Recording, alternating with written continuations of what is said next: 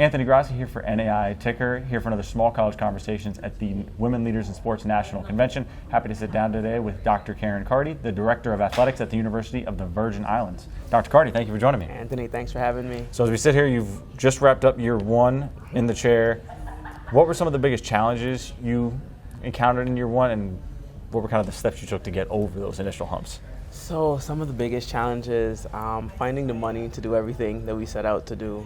We had a pretty slim travel budget, and as you know, being way out in the Virgin Islands, everywhere we played that wasn't at home, we had to get on a plane. So finding the money to make sure all of our teams could make it through their seasons, because that was one of the baseline goals last year, like be stable and let's finish everything that we start. So thankfully, we had a really friendly budget manager who was able to make friends across campus that was able to get us some extra money to complete our travel. So that was the biggest thing, getting the traveling completed, paying for everything.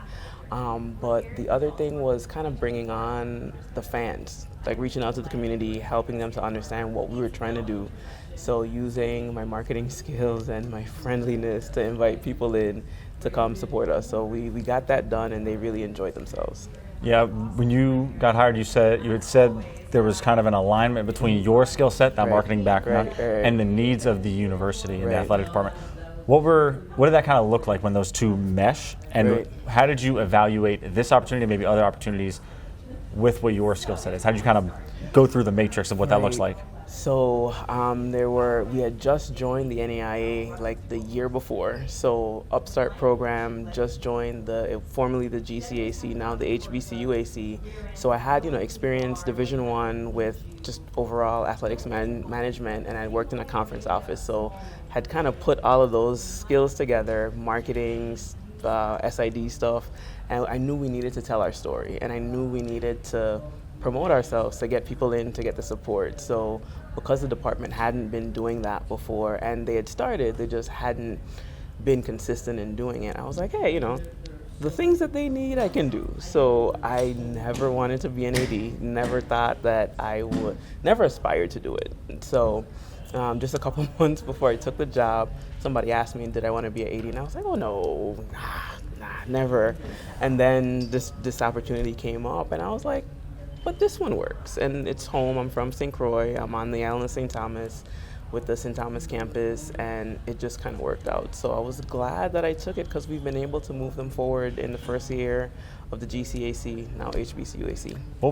You said you didn't aspire to be an AD. Did you have an aspiration? Did you have like in 10 years, I want to be here? Or were you just kind of, I'm going to succeed where I'm at, and I'm going to take the opportunities that come my way. And that's how it's been. Okay. Yeah, and that's been my career. I started out as a SID, and I just kind of went where the opportunities popped up, and I fell into marketing. I have a degree in marketing, but fell into it in South Carolina State doing marketing for football, and found some success. And I was like, hey, okay, I can kind of do this. And then that led to all the other things. So never aspired to be an AD, but never really aspired to do anything but, have a positive impact wherever I was. So that's my opinion. How does that, as somebody who may sit in a similar personal situation, that there's always the challenge of, kind of thinking about how you personally develop, and that can always be a challenge. Obviously, a place like this is a perfect opportunity for that. Were there people, mentors, or colleagues of yours, or maybe some lessons that you learned from being at conventions or whatever your professional development forum is that helped you evaluate what those right opportunities were, or was it really just fit? Like when you see it, you know it.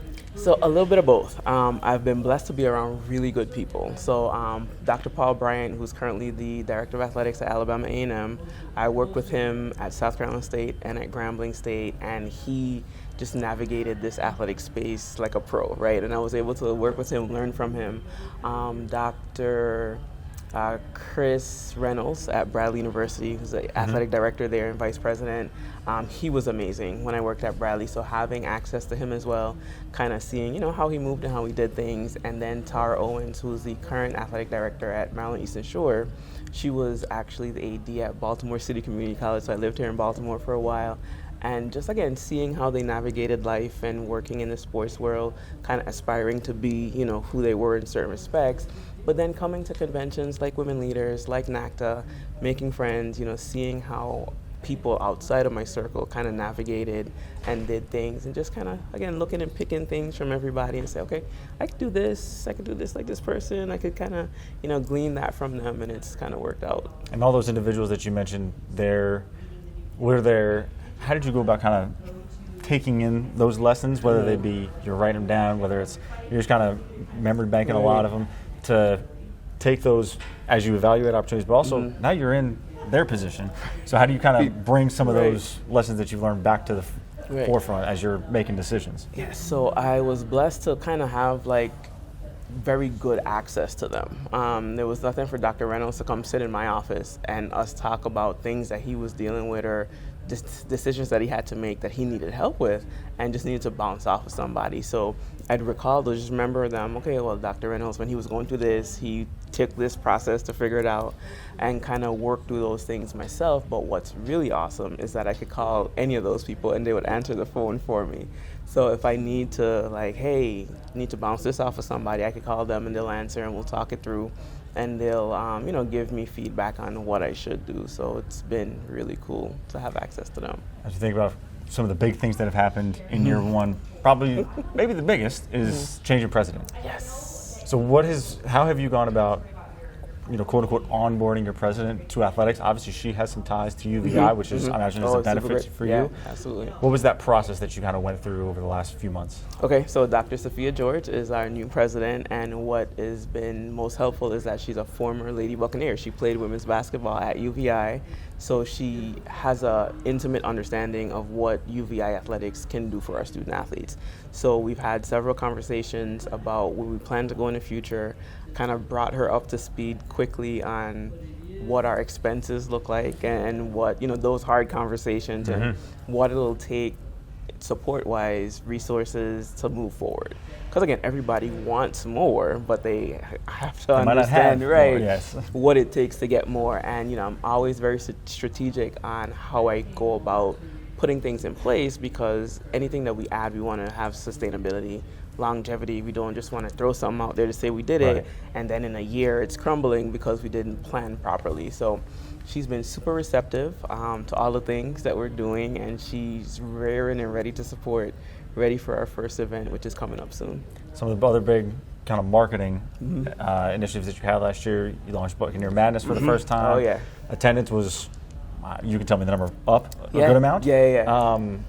You have a new mascot. You've done a number of these external relations things. How did you think about what those steps were?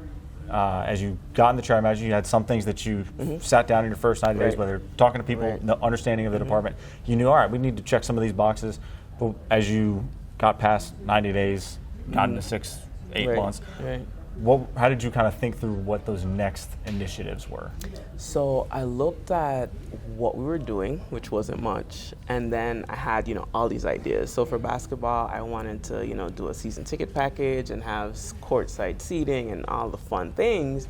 And then I realized our fans don't come to games, at all. So I was like, okay, let's go back to the drawing board. What do we do? How do we get them in the door? So we had a meet and greet for the entire athletic department where all our student athletes and staff came out.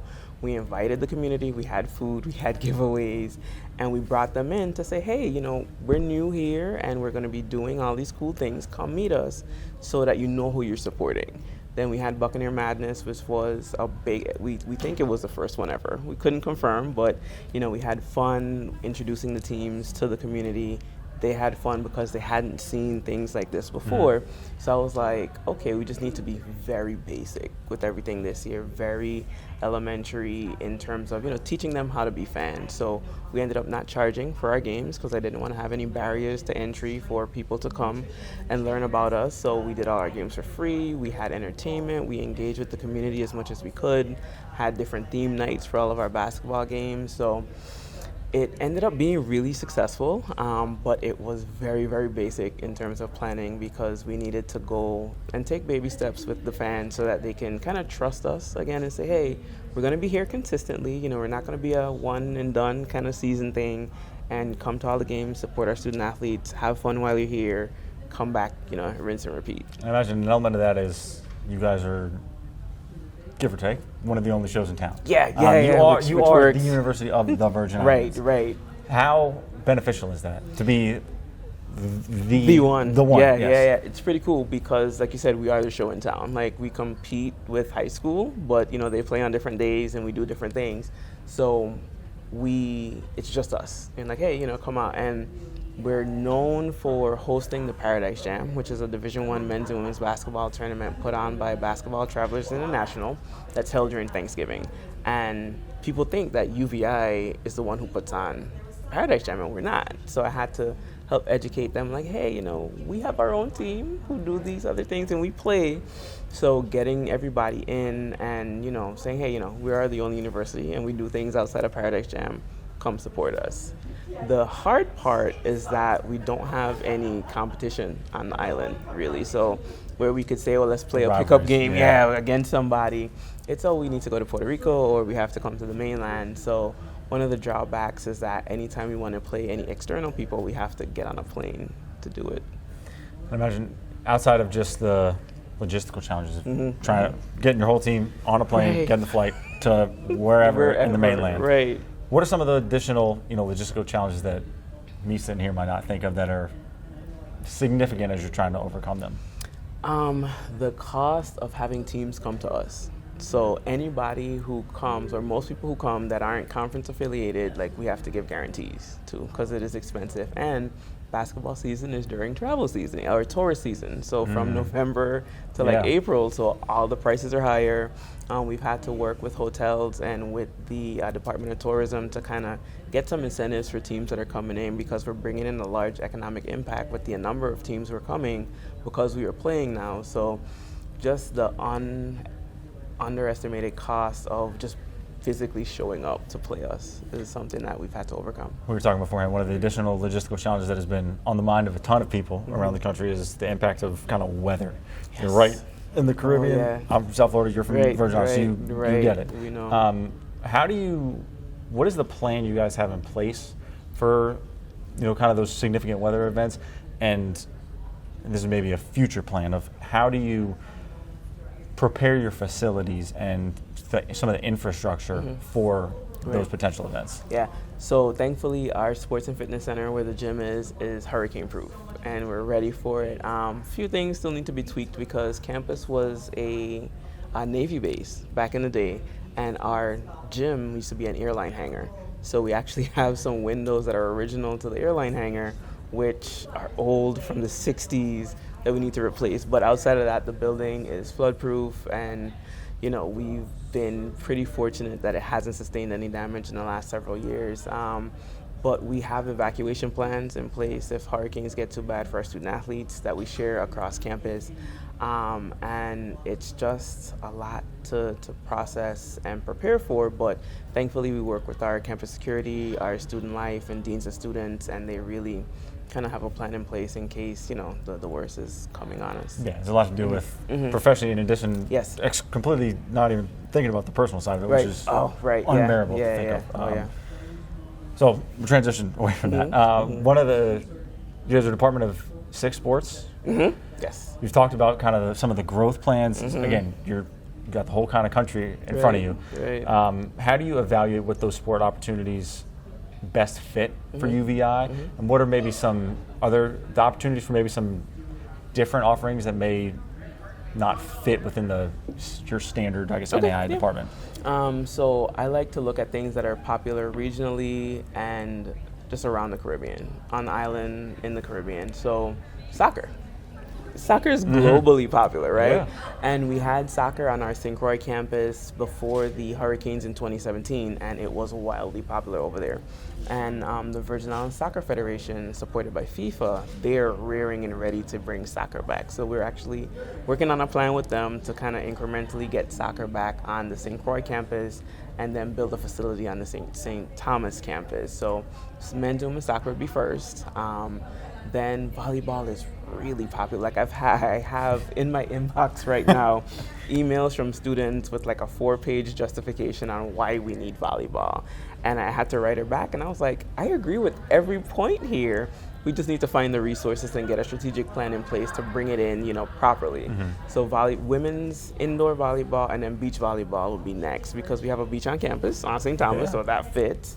And then tennis, men's and women's tennis would be next on St. Thomas because we have 2 courts. It's easy to implement, and I played tennis. That you also played tennis. Right, I played tennis, so it'll be easy to bring on. And then softball on St. Croix, because softball is popular, again, in the Virgin Islands, but really, really popular in St. Croix. So we would have a pool of student athletes to pull from at the local high schools, and then, we could recruit regionally as well. So those would be the next steps in terms of expansion.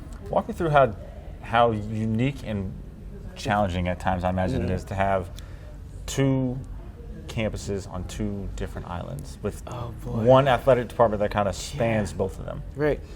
So it's kind of crazy, to say the least, right? But we haven't had sports on St. Croix since I've been there, so it'll be even crazier when we have to manage 2 different islands. Because again, we operate as one campus, one UVI on 2 different campuses.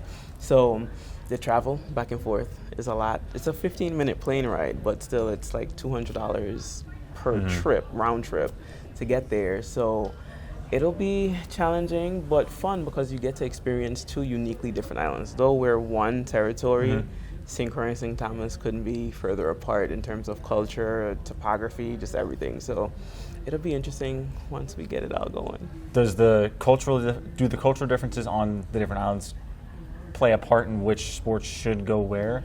Or I guess some of it is, resource limitations and you kind of play with the hands you're dealt. Yeah, so more physical resources, like St. Croix is flatter than St. Thomas is hills. I tell people all the time, in St. Croix, if you're in the hills, it's because you intentionally went there. In St. Thomas, you open your eyes and you're in the hills. So softball lends better to St. Croix because there are more fields available because there's, more flat land. Cross country lends really well to St. Thomas because you can just go run in the hills. Yeah. Like our team runs on the golf course on campus, and it's the hilliest golf course I've ever seen in all my years of being around golf. So the differences do work in our favor for some of the sports, but it's just a matter of popularity at the end of the day for some of them. So I want to end with this. You said kind of the priorities in year 1 were stability and kind of getting the basics set. Right. What are the priorities for year 2 and beyond? So maybe that's 2 different parts. Yeah. So year 2 is a continuation of year 1. Okay. Doing more stabilizing work because it was also our first year in the GCAC, now HBCUAC, but we really had no idea what it was going to cost or take to participate. Because again, the last conference we had been in was in Puerto Rico, so quick 20-minute flight back and forth. But having to go to Alabama and Texas and Mississippi multiple times a year to do all these things, we didn't know what it was going to take. Now we have a very clear idea, and now the conference has expanded and added 3 sports, 2 of which are in Ohio and South Carolina, so completely out of the footprint of the other schools. So continuing the stabilization process, but then looking to see what makes sense in adding next and how we actually go about that. So identifying the resources necessary and then working to get them, because figuring out how we going to pay for the other sports that we add. Like, we know what it takes to run soccer. Right. Who's going to pay for it? Well, we got to get right. How are we going to get the money? Someone's got to pay the bills, yes, ma'am. So working on that strategic plan to figure out how to implement those sports in a way that's lasting. Because again, like I told the girls who emailed me about volleyball, we could say, hey, let's put up the nets, let's order some balls and let's play. But if we don't do it right, in 6 to 8 months, a year, we'll be like, we can't afford to do this anymore. So I'll go, sit back down and do nothing. And that's not what I want to have happen. So I want to, again, I'd rather take my time up front, figure out everything, figure out all the costs, dot all the I's, cross the T's, and then implement, than to just jump in and then have to jump out in a couple minutes. We're excited to see how the plan comes to fruition. Dr. Carty, thank you for joining me. Anthony, I appreciate it.